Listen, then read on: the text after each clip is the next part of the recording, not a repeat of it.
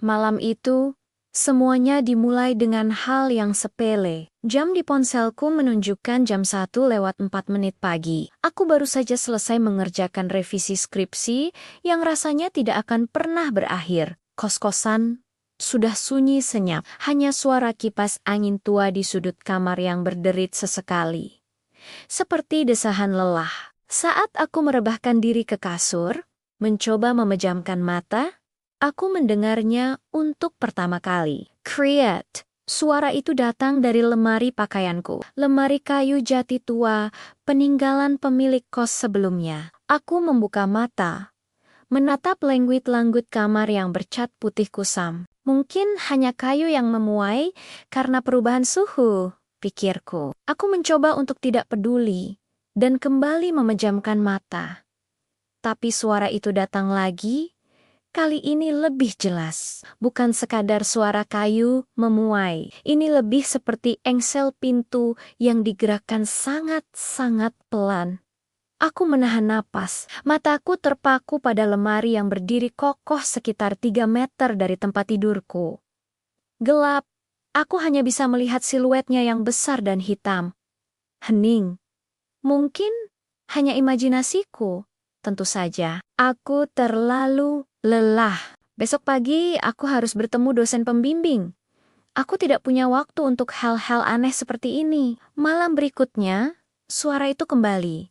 Kali ini jam 2:15 pagi. Aku terbangun bukan karena suaranya, tapi karena perasaan aneh. Perasaan seperti ada yang mengawasiku. Saat aku membuka mata, semuanya masih gelap dan sunyi. Aku berbaring diam selama beberapa menit, mencoba menenangkan detak jantungku yang mulai tak beraturan. Lalu, aku mendengarnya lagi. Kali ini bukan dari lemari. Suaranya seperti gesekan kuku di dinding, datang dari sudut kiri atas kamarku, tepat di atas jendela yang tertutup gorden tebal. Serak, serak, serak. Pelan, berirama, dan konstan. Aku menelan ludah.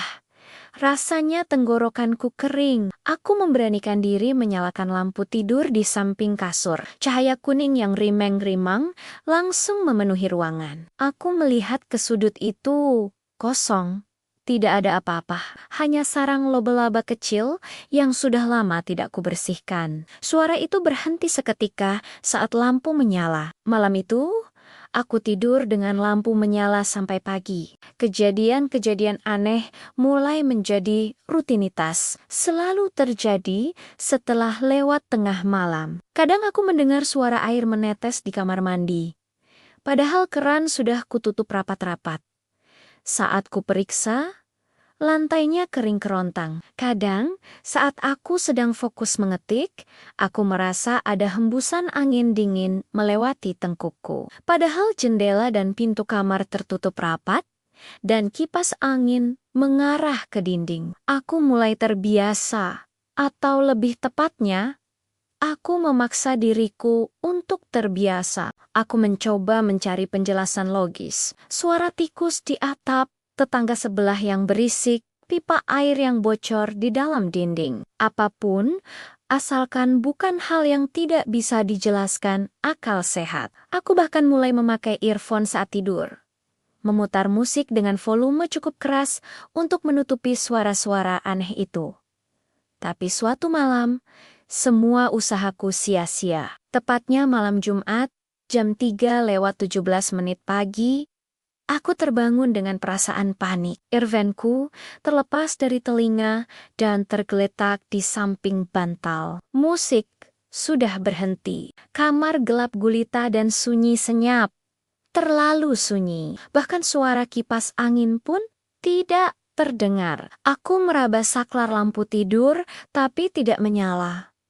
Mati listrik, batinku. Aku berbaring diam, mencoba mengatur napas. Jantungku berdebar kencang, dan di tengah kesunyian pekat itu, aku mendengarnya. Suara langkah kaki, sangat pelan, di luar pintu kamarku, tap, tap, tap, berhenti tepat di depan pintu. Aku menahan napas. Aku bisa merasakan bulu kudukku berdiri. Pintu kamarku tidak pernah kukunci dari dalam karena kuncinya sudah rusak. Aku hanya mengandalkan ganjalan pintu dari dalam. Hening, tidak ada suara lagi. Mungkin hanya anak kos lain yang baru pulang. Atau mau ke kamar mandi. Aku mencoba meyakinkan diriku. Setelah menunggu sekitar 5 menit dalam keheningan yang menyiksa, aku memberanikan diri untuk bangun dan mengintip dari lubang kunci. Aku merangkak turun dari tempat tidur, bergerak sepelan mungkin agar tidak menimbulkan suara. Lantai keramik yang dingin terasa menusuk telapak kakiku. Aku berjongkok di depan pintu, menempelkan mataku ke lubang kunci. Lorong di luar gelap, hanya ada sedikit cahaya rimang-rimang dari jendela di ujung koridor. Kosong, tidak ada siapa-siapa. Aku menghela napas lega. Benar kan? Hanya imajinasiku. Saat aku hendak berdiri, gagang pintu kamarku bergerak. Pelan sekali, turun, lalu kembali naik. Tanpa suara klik, seolah seseorang di luar sana baru saja memegangnya, menekannya, lalu melepaskannya lagi. Tubuhku membeku, jantungku seakan berhenti berdetak. Seseorang ada di luar sana, tepat di depan pintuku. Aku tidak bisa bergerak, tidak bisa berteriak, aku hanya bisa berjongkok di sana. Dalam kegelapan, menatap gagang pintu yang diam tak bergerak. Entah berapa lama aku dalam posisi itu. Mungkin 10 menit, mungkin 1 jam, waktu seolah berhenti. Aku tidak berani bergerak sedikit pun, sampai akhirnya aku mendengar suara langkah kaki itu lagi. Kali ini menjauh dari pintuku. Top, top, tap, semakin pelan, lalu menghilang di ujung lorong. Aku masih tidak bergerak. Aku menunggu sampai azan subuh berkumandang, baru aku berani berdiri dan menyalakan lampu. Ternyata listrik tidak mati. Mungkin hanya saklar lampu tidurku yang longgar. Pagi itu, aku tidak bisa fokus sama sekali. Pikiranku terus kembali ke kejadian semalam. Siapa yang ada di luar pintuku? Kenapa dia hanya berdiri di sana? Malam-malam berikutnya menjadi lebih buruk. Aku tidak lagi mendengar suara-suara aneh. Semuanya menjadi sunyi. Terlalu sunyi. Justru kesunyian inilah yang membuatku gila. Setiap malam, aku berbaring di tempat tidur dengan mata terbuka lebar. Menatap langit-langit. Menunggu suara, menunggu gerakan, menunggu apapun.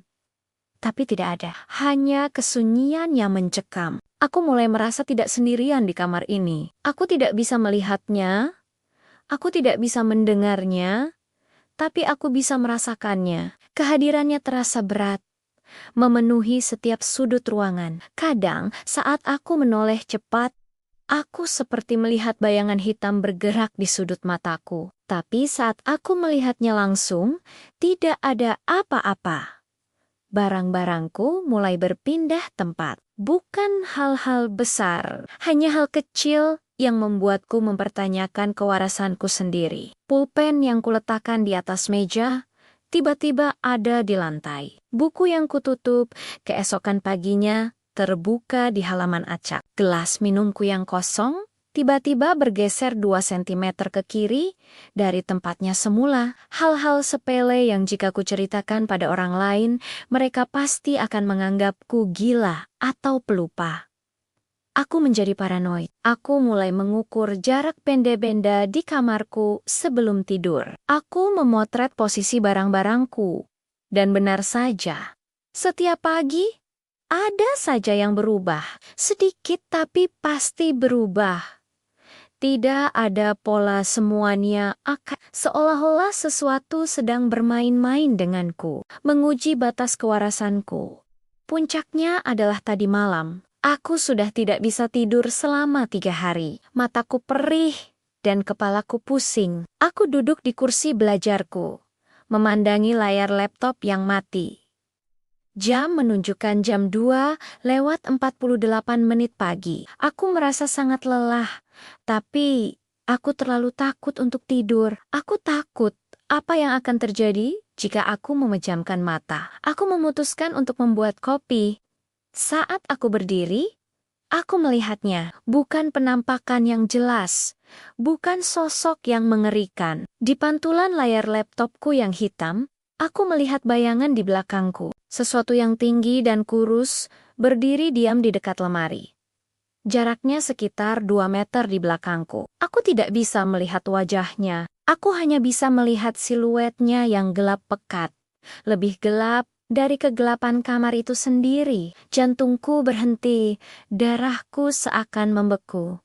Aku tidak berani menoleh. Aku hanya bisa menatap pantulan di layar laptop. Aku dan bayangan itu, kami berdua diam. Aku bisa merasakan tatapannya di punggungku, dingin dan menusuk. Aku tidak tahu harus berbuat apa, berteriak, lari. Aku bahkan tidak yakin bisa menggerakkan tubuhku. Aku hanya duduk di sana, terpaku, menatap pantulan diriku dan sosok di belakangku. Waktu terus berjalan, menit demi menit terasa seperti selamanya. Aku tidak tahu berapa lama kami dalam posisi itu. Aku hanya tahu bahwa aku tidak sendirian lagi di kamar ini, dan aku tidak tahu harus bagaimana. Sekarang sudah pagi, matahari sudah terbit. Aku masih duduk di kursi yang sama. Aku tidak tidur semalaman. Aku tidak berani menoleh ke belakang. Aku terlalu takut untuk memastikan apakah bayangan itu masih ada di sana atau tidak. Aku menulis ini di ponselku dengan tangan gemetar. Pintu kamarku tertutup, jendela tertutup, tapi aku tahu, aku tidak sendirian. Aku tidak tahu apa yang harus kulakukan. Pindah kos? Bagaimana jika ia mengikutiku? Cerita ke orang lain. Siapa yang akan percaya aku terjebak? Terjebak di kamarku sendiri, bersama sesuatu yang aku tidak tahu apa itu. Sesuatu yang hanya diam dan mengawasiku dari sudut gelap kamarku. Ponselku bergetar. Notifikasi dari dosen pembimbingku mengingatkan janji bimbingan hari ini.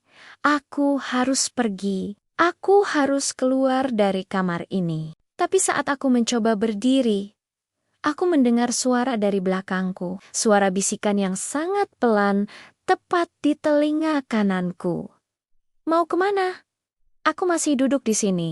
Aku tidak bisa bergerak. Aku tidak tahu harus berbuat apa. Aku sendirian.